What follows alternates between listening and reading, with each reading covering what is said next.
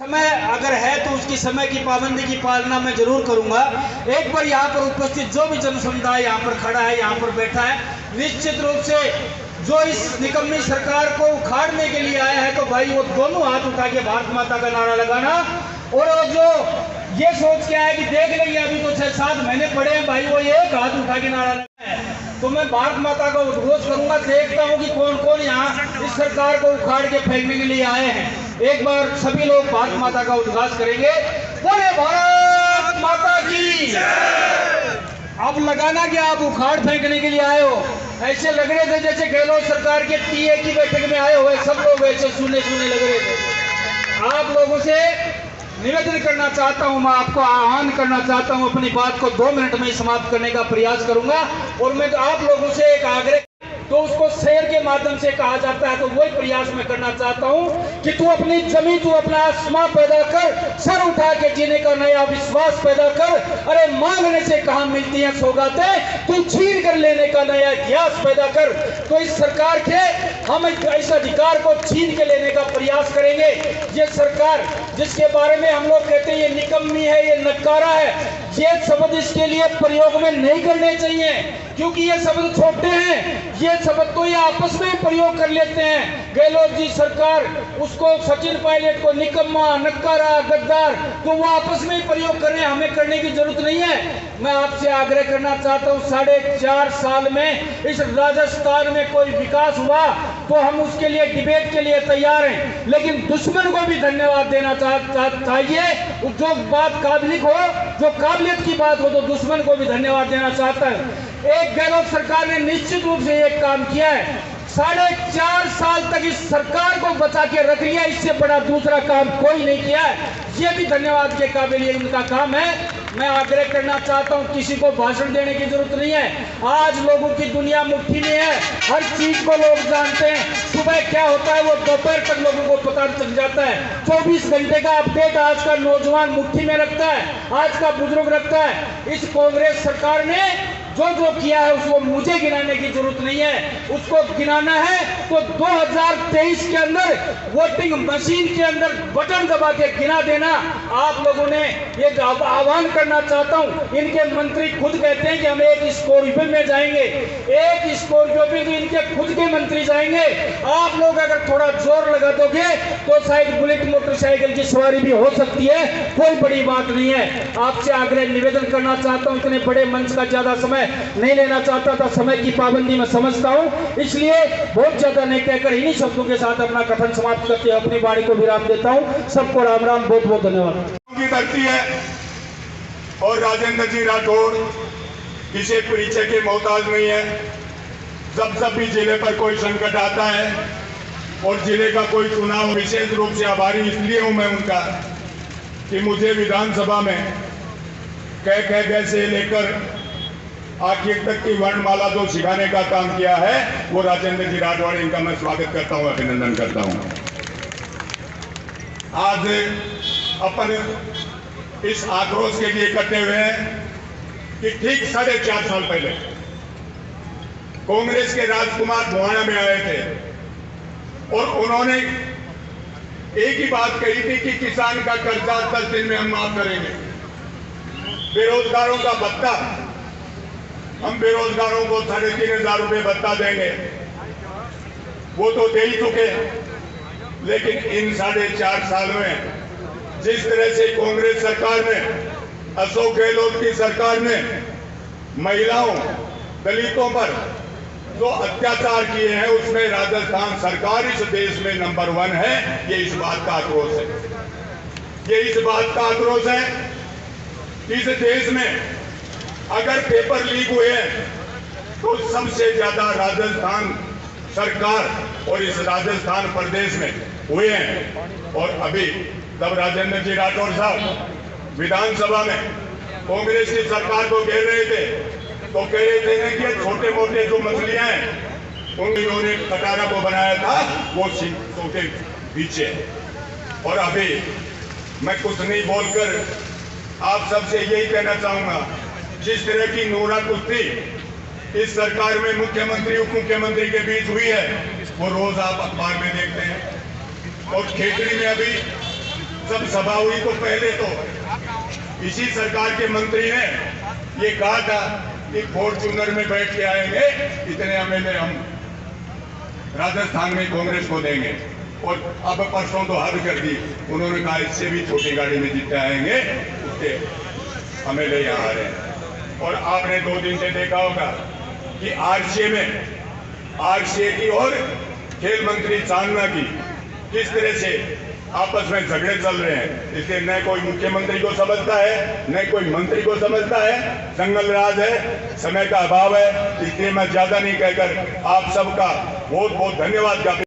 निकम्मी सरकार से त्रस्त इस राजस्थान की आम और आवाम की आवाज बने हमारे राजस्थान की विधानसभा में नेता प्रतिपक्ष आदरणीय राजेंद्र राठौड़ साहब और महाराष्ट्र से हमारे बीच में पधारी भारतीय जनता पार्टी की पूर्व राष्ट्रीय मंत्री, पूर्व में राष्ट्रीय महिला आयोग की अध्यक्ष।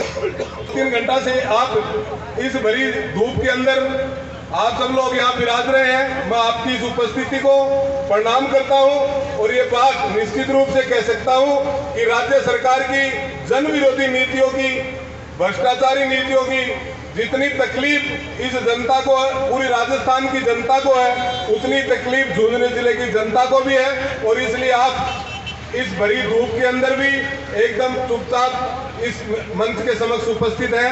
मैं आप सब लोगों को की तरफ से, भारतीय जनता पार्टी के परिवार के झुंझुनू जिले की तरफ से, हमारे अतिथियों का, आदरणीय विजय ताई जी का, आदरणीय राठौड़ साहब का, सभी का बहुत बहुत स्वागत और अभिनंदन करता हूं।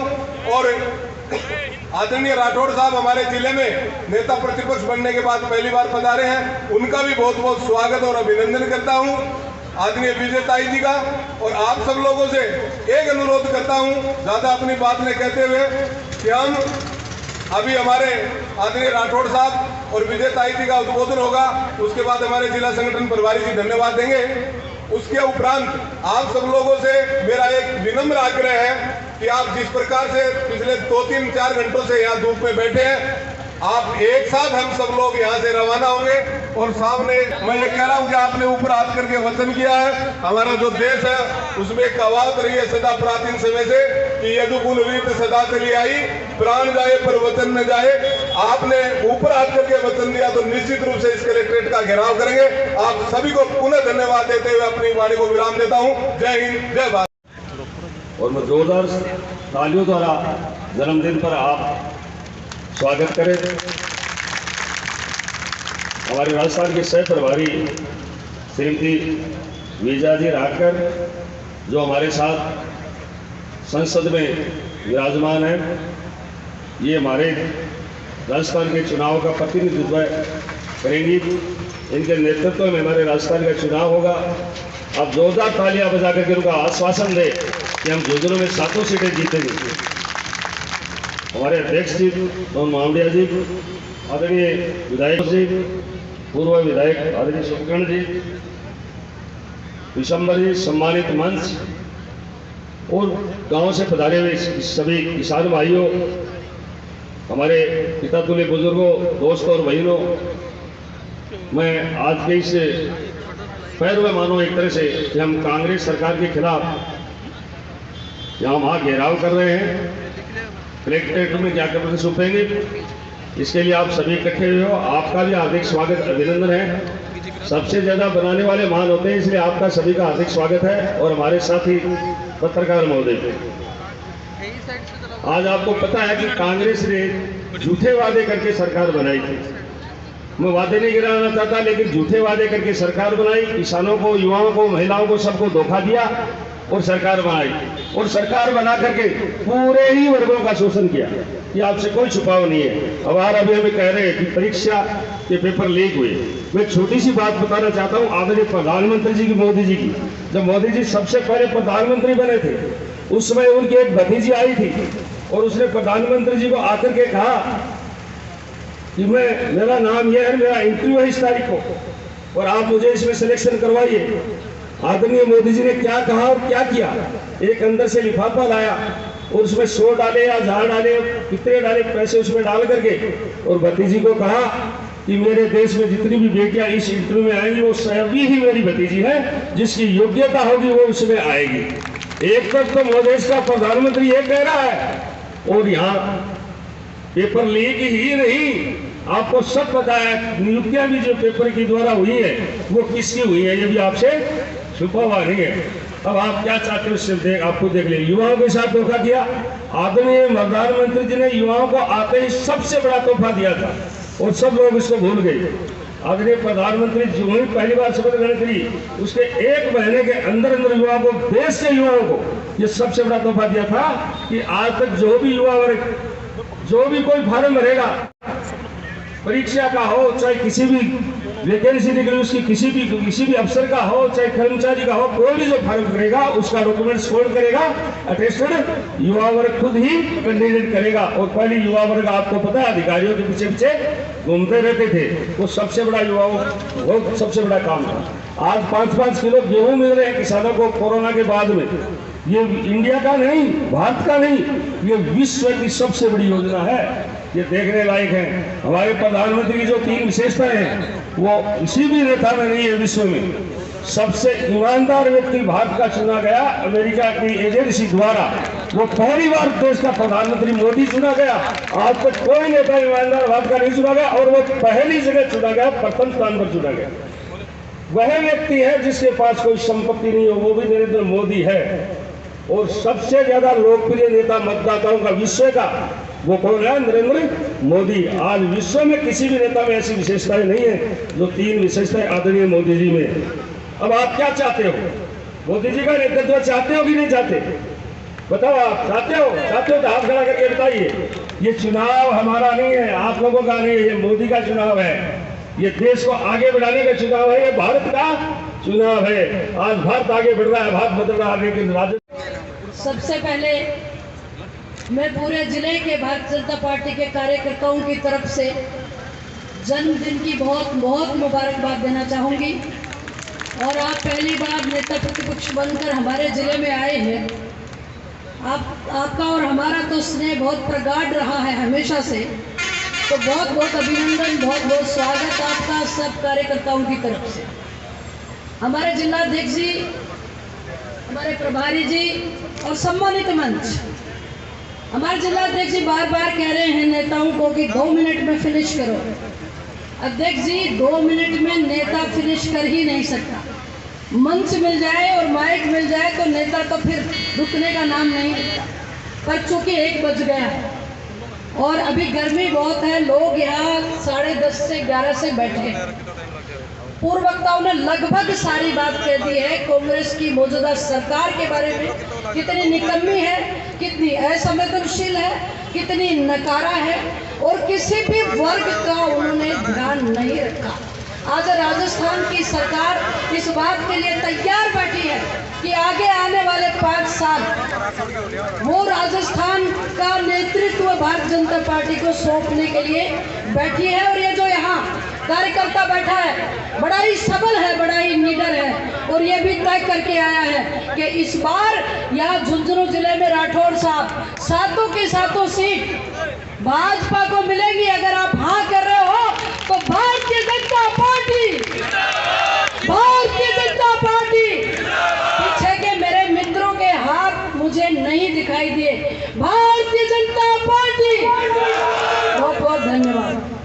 भारतीय जनता पार्टी का पूरा परिवार का लोग जगह मंच पर बैठा ही सारों ने प्रणाम, नमस्कार, साधुवाद और धन्यवाद।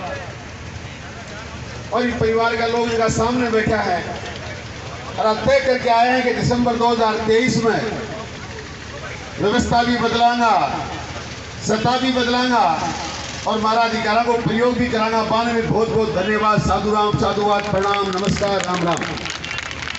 2 मिनट को समय दिया गया है।